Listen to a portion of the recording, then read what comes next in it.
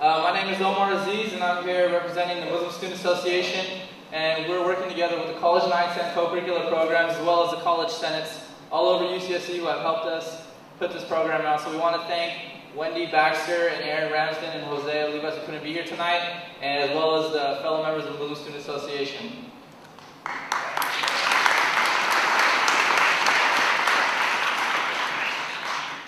The Muslim Student Association works to educate people about this religion and learn from one another.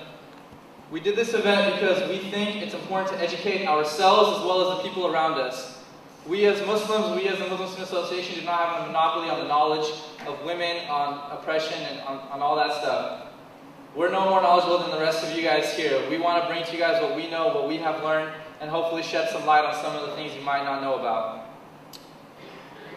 I stand here today in solidarity with all the women that are oppressed in the world, the Muslim and non-Muslim alike.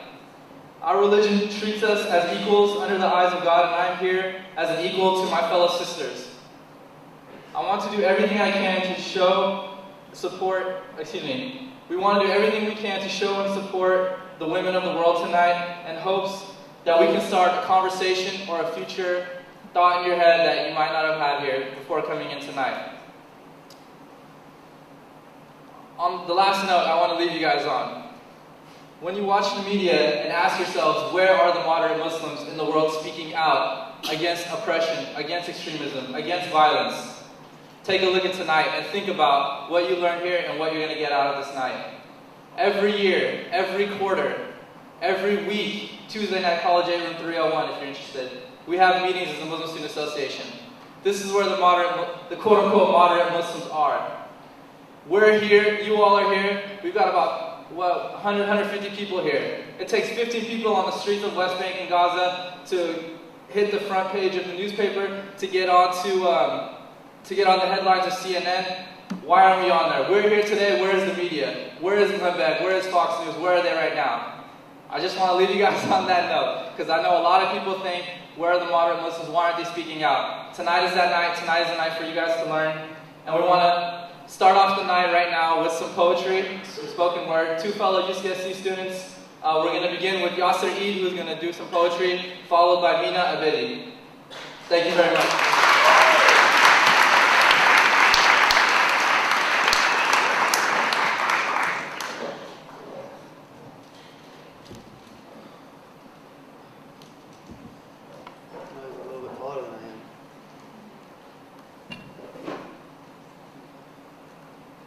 Assalamu alaikum. Peace be upon you. Thank you everyone for coming here tonight. Forgive me if I'm a bit nervous. Inshallah, in hopes of bringing to you some insight and possibly some enjoyment tonight, I've written this poem with women in mind. But again, this event is not just about women, it's about humanity, and showing that Islam equates both the man and the woman, does not put anyone lower than the other. So with that in mind, I would also like to mention that in the first 3 lines, I mentioned 3 things that are dear to me, and I would like to explain why the last one is so dear. So there's a lot of questions, and they're rhetorical, of course, but that is why. If there was 3 things that were made dear to me, it's my religion, sweet smells, and women. Is it my mother that gave me birth, hurting her back, not knowing her child would be ungrateful, not knowing that I'd be so inconsiderate, letting me live inside her, pain like a heart attack. Then I'm born and she adores me, but all I ever brought her was pain today and pain tomorrow. So what is it that got me protecting my women? Like a soldier crying out, you will not take my women, not put down, make fun of, or rape my women. My sisters will not be touched because her heart holds mine. So I'll hold out this gun to protect women. Sisters, hold your head up. I don't want to see you cry. Because who am I without you? How can anyone doubt you? Pious and strong? Is it my lust for women? No. It's admiration for people who can dress, act, and think modestly. And it's from them that I can say these words. Bring it back. Did you know Adam was lonely in heaven? Did you know that it was my mother Eve who brought his spirits up? It was Khadijah who was there for the last prophet. Without my mother Khadijah, the message would be lost. That man, peace be upon him, would not be fit. That job, too big. It took a woman to help him through it. He was not ready. She brought him to wear the outfit. Did you know that I can complete my faith by getting married? Because being married is half my religion. And do you know why? Because a woman can show me my place and shut me up when I'm going off on my Arab ways. To those who don't know, this is it. Listen up. Some people are corrupt. Girls lifting their shirts up and men treating their women poorly. But don't think that they won't get what's coming to them. Yes, even some Muslims. Why? Because Islam liberated their women, gave them the right to lead and to speak. And if you do not play that beat, I promise the time will come of your defeat. There is nothing more important in Islam than the people in it, the people around them, and those who fly the same motto and theme. Because where would our babies be if they weren't weaned? If anyone asks, let me be the one to answer. Are we equal? No. The women are loved more because I love my mother. I love my mother, and then I love my mother before I love my father. Tell me, what more proof do you need? So sisters, be happy that men can't see your body. Be happy that you can speak your mind, and be happy that you have a personal connection to the divine. Don't trespass on my sisters, or the angels will be there to personally deliver the punishment. It's evident that women are the most precious thing delivered to this world. So to men, take care of those precious diamonds and pearls. Girls, look out for yourselves. You're a precious gift. Thank you.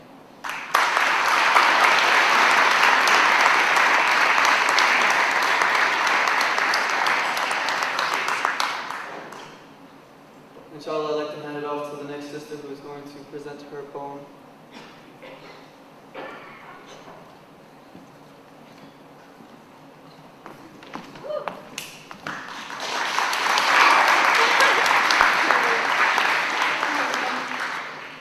I'm just a bit nervous, just like youngsters, so this is one of my best friends, Miriam, and she's just going to be on stage with me. Just to be my support.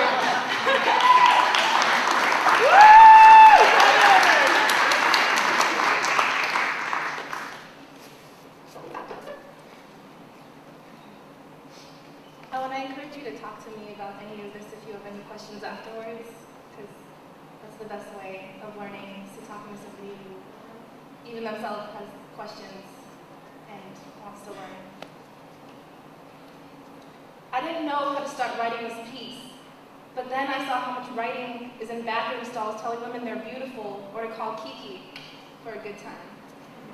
I want to write the most honest poem I can, not knowing whether you'll get closer to understanding or tuning me out. But I've been writing this story my whole life. Some people stop listening to complaints, but I haven't said anything yet. I stayed quiet when my brothers and father got randomly searched at the airport 3 times each, and all because Muhammad is their middle name. What are you? A question too often asked and followed with, "You're the first Afghan woman I've ever met, and you're not what I expected." Has Fox News not prepared you for me yet? The Muslim woman who doesn't wear a headscarf, looks you in the eye, and gets better grades than you in class. But it's not your fault. Just ask, because I'll answer. We can be the picture of perfection, but this frame that we're in is broken. We need bridges for the generation gaps the size of the Grand Canyon. Opportunity overshadowed what we're sacrificing. That's what really got veiled. Our youth turning to Tupac for advice because we can't find our own role models, claiming that only God can judge me. Our girls trying to fit in because judgment is the last thing that we need from yet another person. After 9/11, I was asked how I felt about Osama and if I knew what was going on with him, as if we had kicked it last week and chatted about his plans over a cup of tea. Yet, I was not asked about how I felt about the treatment of women under the Taliban. Instead, something easily labeled as the oppression of women under Islam. Yet these were radicals who held misogyny in high regard. instilling fear into every person in a country that my mother still swears has the best tasting water she has ever had in her whole life. Islam teaches respect and equality for women. The greatest teacher of the Hadith was Aisha, famous for her intelligence and her outstanding memory. The Prophet, peace be upon him, lets us know that the search for knowledge is a duty of every Muslim, male and female. Yet I don't know where the Muslim women on this campus are, because I don't see them very often. Then there are mothers. If you know the answer to this, help me out, because Yasser just said it before too. A man asked, "Who is the most deserving of good care for me?" The Prophet, peace be upon him, replies, "Your mother." Then your father. My mother. Without my mother, I would have given up. This woman is my heaven and earth, and we were taught that paradise lies at the feet of your mothers. Little lady, 5'1", with such a strong faith, you'd swear that she prays in her sleep. A woman who ends every phone conversation not with "I love you," but with "I'll keep you in my prayers." And you told me to pray last night and just breathe. Last night I stayed up late, praying to God to get rid of these butterflies, because no matter how hard they try, I can't fly yet. A mother diagnosed with cancer, an aunt who eventually started fighting back, and a grandmother who passed on words that she could never live by. And I still cry for the women who lost everything, as if my tears would console them or bring back their smiles. It is the women who fight and struggle who are the strongest women you will ever meet. Whether their power or words are voiced or silenced, whether the women are allowed to go to school or they hide their books, whether they are in front of you or behind a veil, this strength goes beyond words, because sometimes our eyes are all you need to see.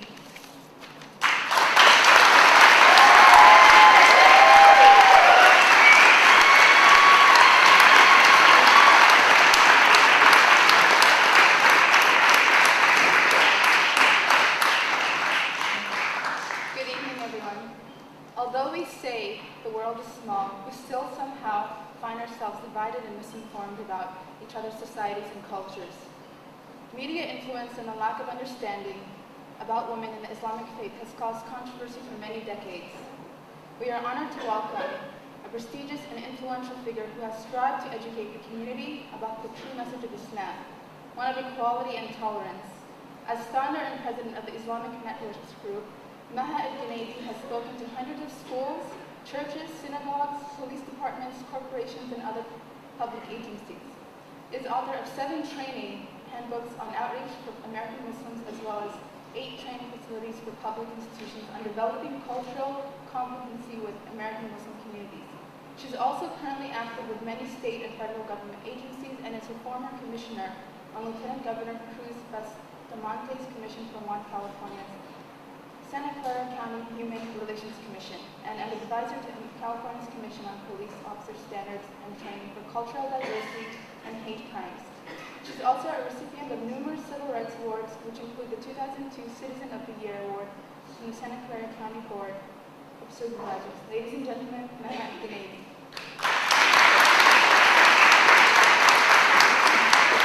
Healthcare facilities, and so forth. And we primarily educate about Islam and Muslims. And we're very grateful to be invited here tonight, and I don't think that these students of the MSA really needed me tonight, because they were amazing on stage, and I think that they probably could have done a better job than I'm ever going to do tonight to sort of change perceptions about Islam, because I don't know about you, but I was completely impressed by both the poems and all of the 4 representatives of the MSA here. So you're very fortunate to have this group of students working with you to build these bridges, because that's what it's going to take.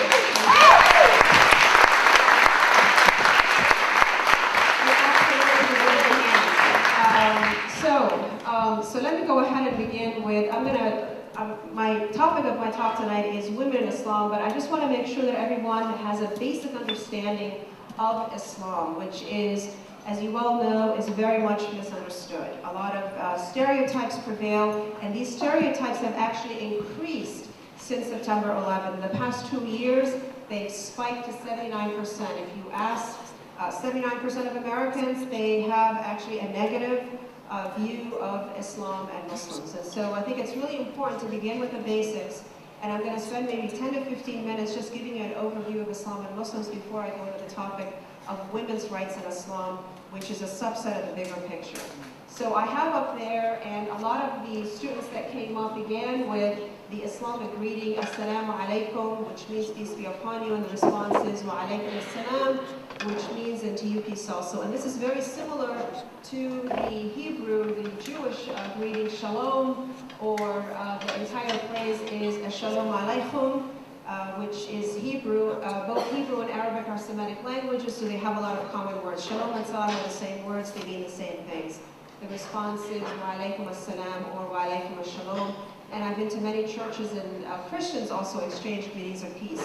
And the purpose of that is to spread peace wherever you go. And these three major religions in the world have the same principles and ideas behind them. To spread peace wherever you go, and it begins with the individual. By setting a tone of the conversation or the interaction that they're going to have with people, which is why they're commanded to told that you have to begin with greetings of peace.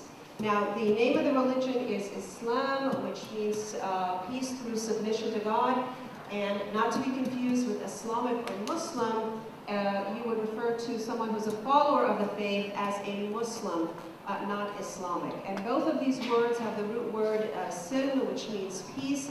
Islam means peace through submission to God, and for a practitioner of the faith, it is what the religion is about. It's to establish peace by following God's commandments, and Islam is considered a way of life because it covers different aspects, and all aspects of a person's life really, and it happens through treating others as we would want to be treated. So if I am someone who is fully engaged in peacemaking, as a Muslim is supposed to be, like a Jew, like a Christian, a Buddhist, or a Hindu, I am supposed to be treating others as I would want to be treated, which is considered to be the best way to establish that peace, which is why it's considered a way of life. The way that I'm dressed is called hijab, which is an Arabic word that means to conceal. When it's used in association with dress, it means to conceal sexuality, so that I'm dressed in a manner that is hopefully dignified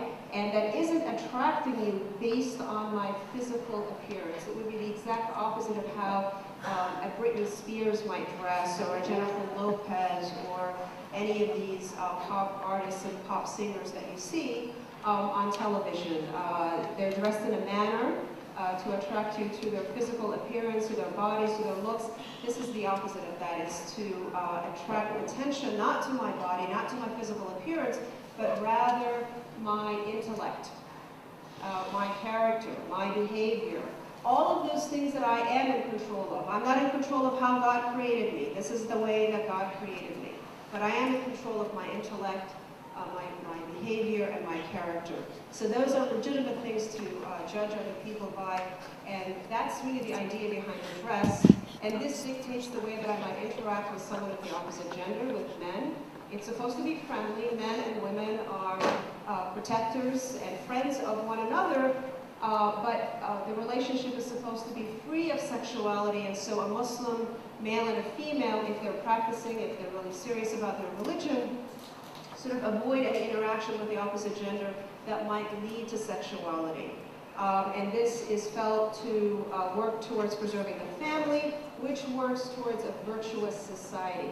That's the idea behind the dress. And you'll find this to be very similar to how nuns dress in the Catholic tradition, or they used to dress in the Catholic tradition. Some orders still do, and they still do in Israel and in parts of New York where you see Orthodox Jewish women. This also applies to men. So for men, modest dress is also required. the same kind of interaction with the opposite gender. You'll find also men growing a beard, wearing a skull cap, and it's the same with Jewish men, with Orthodox Christian men, and so forth. So it's the same ideas. And that's how my dress is related to creating a virtuous society which works towards creating a peaceful society. So the founder of Islam is Muhammad, and this is a prophet that Muslims believe in, and Muslims are the only ones who believe that he was in fact a prophet, someone who receives revelation from God, comes after Jesus by about 600 years, and Muslims believe that he is the last of the prophets that begin with Adam and Eve, and that continue throughout the ages. There are some traditions that say there were 124,000 messengers, others say they were 224,000, but fundamentally or essentially they were teaching the same thing according to Islamic teachings. La ilaha illallah, there is no God but God, and one should strive to live righteously, is what Muslims believe. That all of the messengers essentially taught the same thing, which is why Muslims have historically had really good relationships with Christians and with Jews and with people of other faith as well. For those of you that are historians and have studied Islamic history, the millet system of the Ottoman Empire is a perfect example of the tolerance that Muslims actually had towards people of other faith. Bernard Lewis, who's not a very sentimental writer towards Islam, actually writes that it was unprecedented in the pre-modern era to have such a tolerant society. In the pre-modern era, your political status was equal to your religious association. So if you're a Christian living in Christian land, everything is hunky-dory. If you're not a Christian living in Christian land, you either had to get out or you had to convert, or worse. So in the pre-modern era, this was generally the case, but not in most Islamic societies. And the millet system under the Ottoman Empire was a perfect example of that.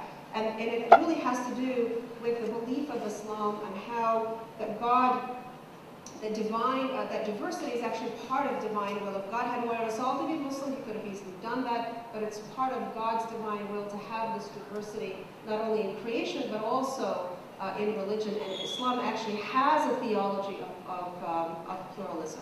So Muhammad is believed to be a prophet, and his message is monotheism. Not only monotheism, but also Abrahamic, meaning that Muslims believe in the same God as the God of Abraham, who was defined as whose source and nature we don't know, but Muslims believe that he's the creator of the universe. And he is described in 99 different ways, which are encapsulated in 99 different names. The Hebrew text also had the same ideas about God. So Islam preached, or the Prophet Muhammad preached monotheism to a people that were pagan of Islam. And Islam considers itself the completion or the fulfillment of these earlier traditions. Islam spreads all over the world. Now we have about 1.5 billion Muslims in the world, which represents about 1/4 of the world's population. But what do we usually hear about in the news? As the young lady pointed out, it's usually, or one of the young men as well, it's usually the one who opened up, it's usually about the extremist terrorists, which are exceptions to the community. You don't see people like myself, you don't see people like the young people that you just saw up here on stage. It's usually the terrorists that get all of the media attention. 1.5 billion, and they're not all Arabs. This is a major stereotype that Muslims are Arabs. Only 18% are. An Arab is someone who comes from an Arabic-speaking country. I'm an Arab. I come from Egypt. I wasn't actually born here like these kids were. I was born in Cairo, Egypt. I came when I was 7. I'm an Arab ethnically. I trace my roots back to the Prophet Abraham. I'm a Semitic person, and I speak Arabic, which is a Semitic language. Jews and Arabs are Semitic people. Well, we are a minority in the Muslim world. The vast majority of Muslims are South Asian, from India, Pakistan, from Bangladesh. 85% of Indonesia is Muslim. Half of Malaysia is Muslim. You've got Muslims that are Russian, that are Chinese. Between 50 to 100 million Chinese are Muslim. You have Muslims that are Latin American, South American, North American. They are extremely diverse ethnically, culturally, linguistically. Oftentimes I get questions like, what do you eat over there in Islam, or where do you buy your clothes, or and they're thinking that I either subscribe to a particular culture called Islam, or I come from a country called Islam. Right? I'm an American. Okay, I came here when I was 7, and I identify with being an American. So where do I shop for clothes? Macy's or Nordstrom's, right? If I have enough money to go shopping at Nordstrom's.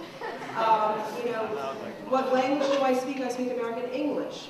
What kind of music do I listen to? I listen to American music and all of those things. But religion has an impact on my culture. So I eat American food, but I don't eat pork and I don't drink alcohol, right? When I go shopping for clothes, and I happen to be an Orthodox Muslim, I'll look for things that are pretty modest when I shop for clothes. What kind of music do I listen to? I listen to all sorts of music, but usually music that's free of sexuality and violence. But some of you kids here are probably familiar with Christian rock music, yes? Muslims listen to sort of that kind of music. It's American, but the lyrics are all about the love of God and so forth. Do you guys get it? Now, these are not the only 2 factors that impact a person's way of life. It's their educational level. Do I have a PhD, or do I have an elementary school education? That impacts my reading of the Quran and my reading of all of the sources of Islamic knowledge. Am I very rich, or am I poor? My family upbringing, my national origin, my culture. All of those things impact a person's way of life, and it impacts my reading of the Quran. The Taliban, as far as their educational level, their economic status, the tribes that they came from, and the parts of the country that they came from, their reading of the Quran was very different than the city women, the doctors, the engineers, the academics that lived in the cities of Afghanistan. And so they were both Muslim, but completely different readings. Christians can relate to this. You have the Catholics, you've got the Protestants, and you've got the Orthodox. And within the Protestant tradition, which is the predominant here in this country, you've got 10,000 denominations. I don't understand why Americans don't get that. There are different readings in the Bible. And it's the same thing with Islamic scriptures, different readings.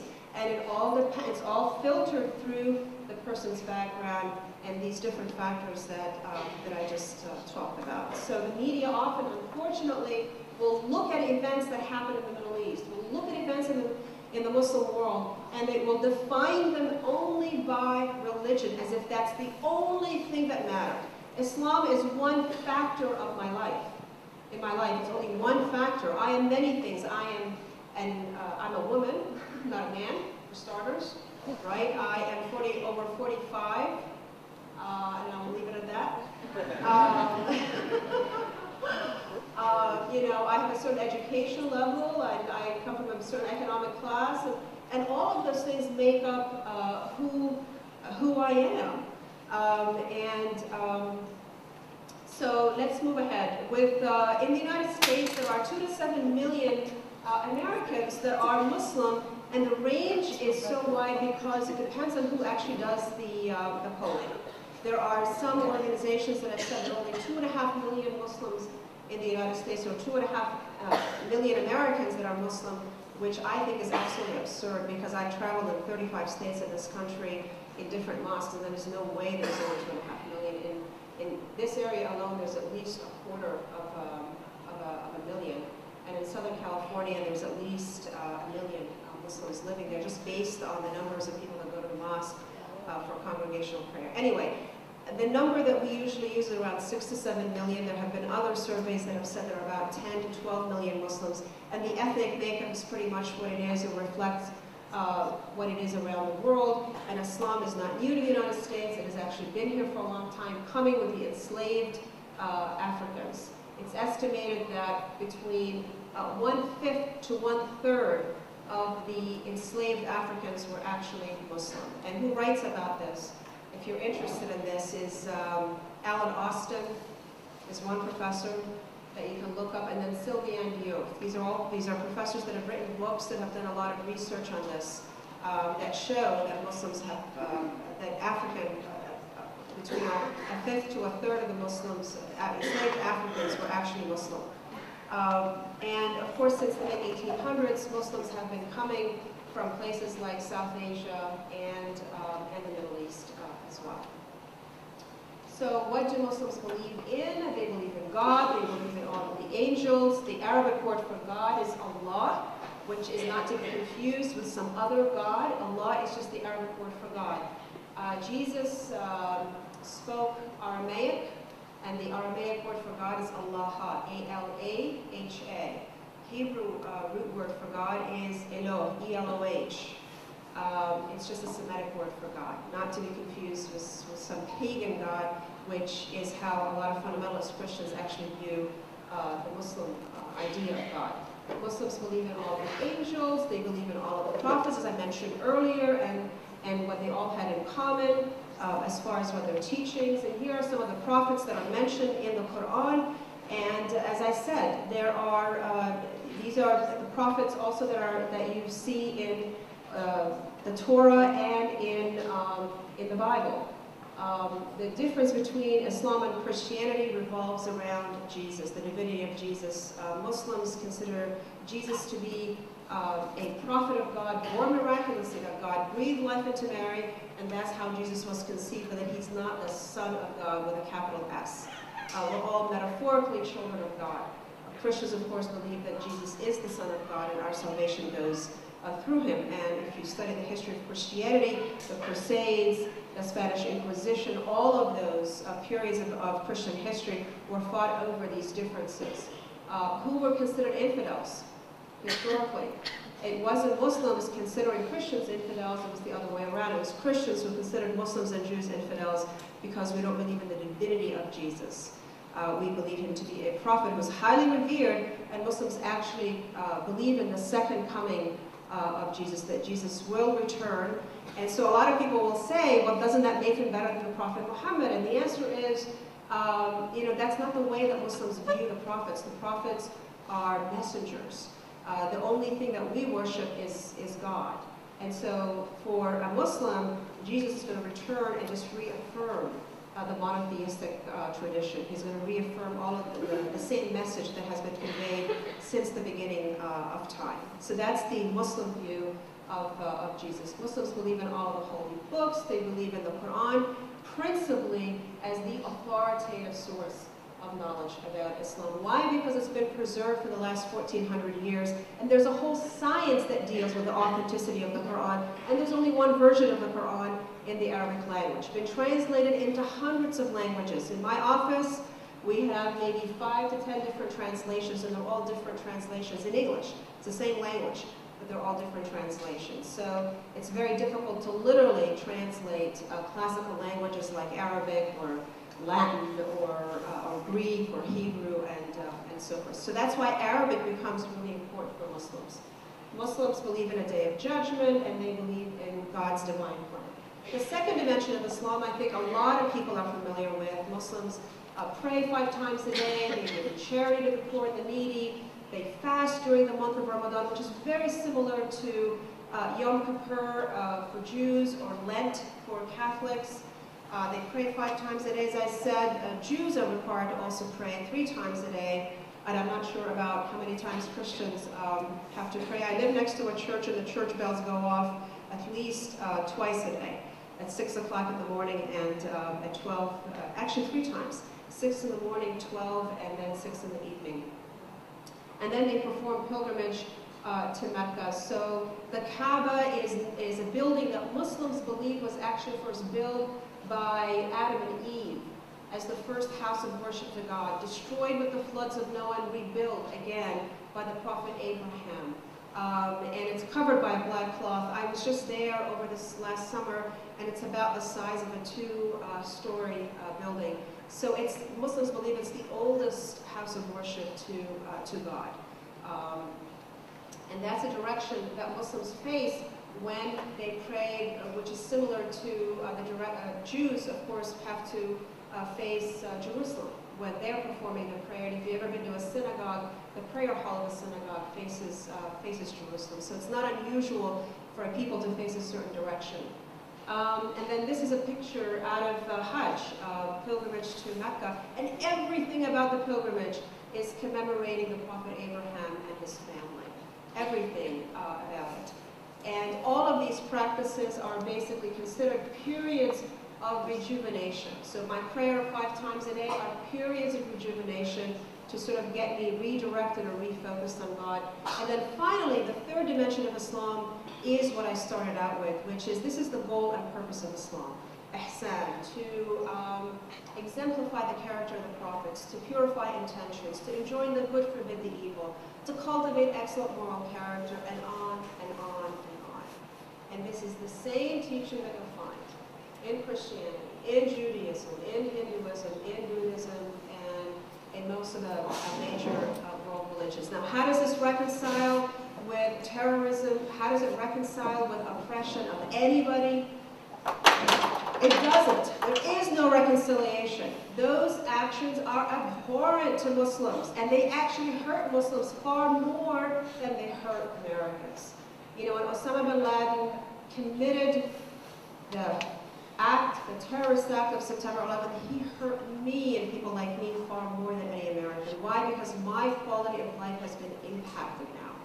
My quality of life has been impacted. I go to apply for a job, I go in the street, shopping in the mall, or shopping in a grocery store. Most people don't even pay attention. Until I open my mouth, and then they're thinking, why does she talks like an American, you know, she sounds pretty intelligent, but why the heck is she dressed like that? You know, and they don't get it. They don't get it. Why? Because of the frames the young lady was talking about, the frames that have been set up by Fox News, by CNN. But it's not only Muslims and Arabs that are damaged by this. Think about media coverage of the continent of Africa. Think of the images that come to your mind when you think of the continent of Africa, right?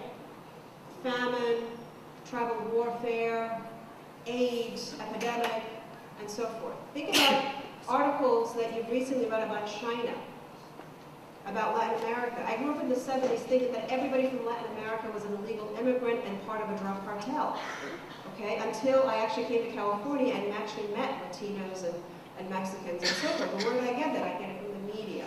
Now compare that with media coverage of European countries, England, Canada, Australia. Quite different. Because it's much more multidimensional, as opposed to the one-dimensional images that we get from different parts of the world. So it's not just Muslims and Arabs that suffer from media coverage. It's a huge problem. And unless you are a very literate person and you're a courageous person, you're out there looking on the internet for news. I was in Egypt recently where my mother lives, and my mother has satellite television. She has access to 800 stations. She had basic service, and she asked me to map for her the stations that she had. In my mother's home, she got news from every European country that broadcasts in English or in Arabic, every Arab country, including Israel. And Israel's coverage about the Palestinian-Israeli conflict is far more balanced than the kind of coverage that we actually get here. And this is pretty much what people in other parts of the world are exposed to, which we're not exposed to here, unfortunately. But I think in your generation, the kids in your generation, I think are much more literate in terms of what's happening around the world in international relations. And of course, you grew up in the age of the internet, so you have access to this information that people in my generation did not. And Islam wasn't taught in public school until 1990. So I grew up in this country in the 70s and 80s going to public school, not knowing anything about my religion except through the Palestinian-Israeli conflict frame. And it was always very, very negative. And for that reason, I didn't want to identify with being a Muslim, and I didn't want to identify with being an Arab, because I didn't like what I saw in America's popular culture. I didn't like the way that I was depicted in school, so why the heck would I want to be associated with that? And that's what kids today are going through. I really feel for the kids. These are really strong kids. I was really impressed. You know, these are kids that are not shy, but they struggle through high school. They struggle through elementary school because of these images that are out there. So that, in a nutshell, is Islam in about 15 minutes.